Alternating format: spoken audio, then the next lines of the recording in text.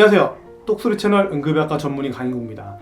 오늘은 제가 겪었던 3차례의 감염병 사태에 대해서 한번 이야기해 보도록 하겠습니다. 신종플루 때는 전공의 시절이었는데 응급실 앞으로 진짜 수백 명이 줄을 쫙 서 있었어요.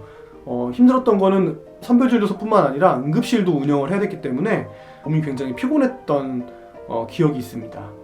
아마 신종이라는 단어가 주는 공포감 때문에 그땐 정말 환자가 많았던 것 같습니다. 생각해보면 전부 타미플루를 타러 오는 행렬이지 않았을까 싶네요. 그리고 잠잠하다가 2015년 메르스 사태가 터졌죠.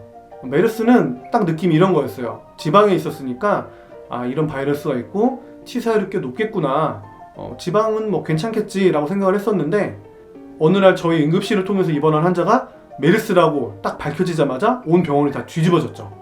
그런데 2009년 신종플루 때와는 좀 달랐어요. 뭐가 달랐냐? 응급실 앞에 마스크 행렬도 없었고 응급실 자체 환자가 줄었어요. 그러니까 거의 뭐 심폐소생술 환자나 임산부, 출산하는 뭐 산모 외에는 환자분들이 거의 뭐 오시질 않았어요. 그리고 메르스 병원이라고 소문이 나면 그때 그 병원을 가지 말자는 분위기도 막 있었고요. 뭐 분위기가 굉장히 흉흉했습니다. 동료 교수님 자제분은 메르스 병원에 아버지가 다니니까 또 따돌림도 당했다고 하는 그 슬픈 이야기도 있었죠. 하여튼 사회가 메르스의 매자만 꺼내도 쉬쉬하거나 이제 멀리하는 그런 분위기였습니다. 그리고 메르스 때문에 개원한 지 얼마 되지도 않은 병원이었는데 메르스 환자가 입원했다는 소문을 듣고 이제 환자들이 안 가니까 어쨌든 환자분들이 오셔야 진료를 하고 거기서 이제 병원이 경영이 될 텐데 뭐 폐원 얘기까지 나왔을 정도니까 메르스 위력은 정말 엄청났었지 않나 싶습니다. 저도 뭐 메르스 사태의 피해자라면 피해자인데 메르스 환자를 치료하던 간호사분이 이제 감기 증상으로 응급실을 내려왔어요. 열도 크게 높지 않았고 이제 목감기 정도로, 감기 정도로 생각을 했었는데 이제 간호사분이 나 메르스는 아니겠지. 그래서 저도 뭐 설마라고 했었죠. 3차 감염이라는 그 개념이 잘 정립이 안 됐었거든요. 3차 감염은 1차 감염자가 주변 사람들을 감염시켜서 그 주변 사람이 감염되면은 그 2차 감염자가 되는 거고요. 2차 감염자가 또 주변 사람을 감염시켜서 감염이 되면 주변 분들이 이제 3차 감염자가 되는 겁니다. 이제 1차 감염자랑 3차 감염자 사이에는 일면식이 없는 거죠. 이 간호사분이 양성이 나오고 잠깐 접촉하긴 했지만 응급실 접촉자 전원이 2주간 격리 조치를 당했죠. 자택 격리를요. 그리고 힘들었던 거는 뭐 몸이 힘든 거 이게 아니고요.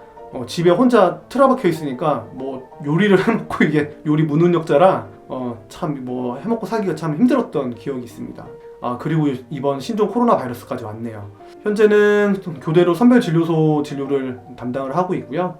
이쯤이면 응급실하고 바이러스 대유행은 정말 뗄래야 뗄 수 없는 운명적인 관계인 것 같습니다.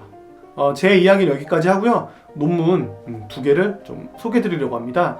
NEJM이라는 논문이고요. NEJM에 대해 잘 모르실 수 있는데 이 사이트에 실리면 교과서에 실린 것과 다름없다고 생각하시면 됩니다. 논문 제목은요, 해석을 하자면 독일에서 무증상 접촉으로 인한 신종 코로나 바이러스 전파 사례라고 생각을 하시면 되겠습니다. 이제 최초로 중국인 무증상 환자가 독일을 이제 업무차 방문을 했다고 해요. 아무런 증상이 없다가 이 환자는 이제 중국으로 돌아간 다음에 신종 코로나 바이러스 검사를 해서 양성이 나왔다고 하고요.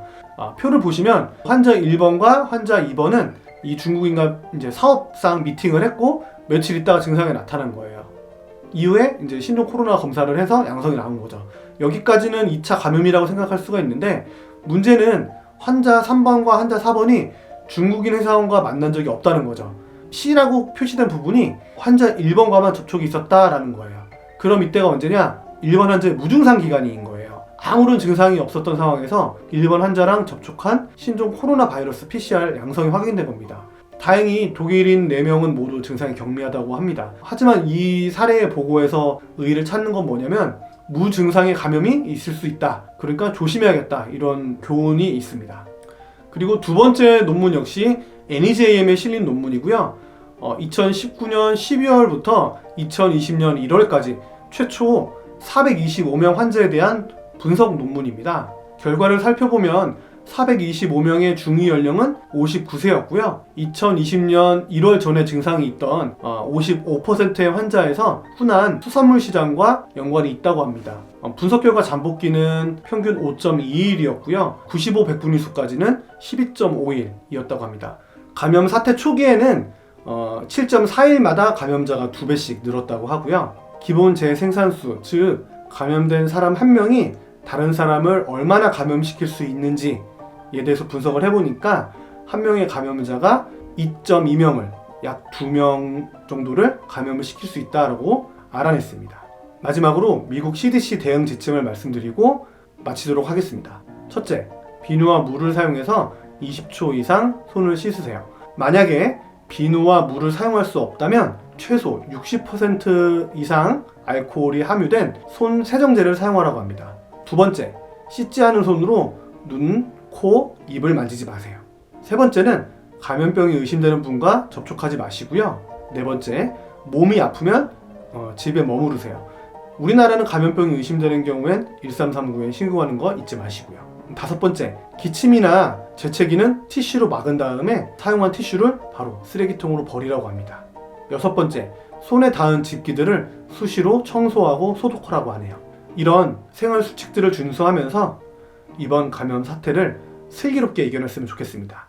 이상 똑소리 채널 응급의학과 전문의 강인구였습니다.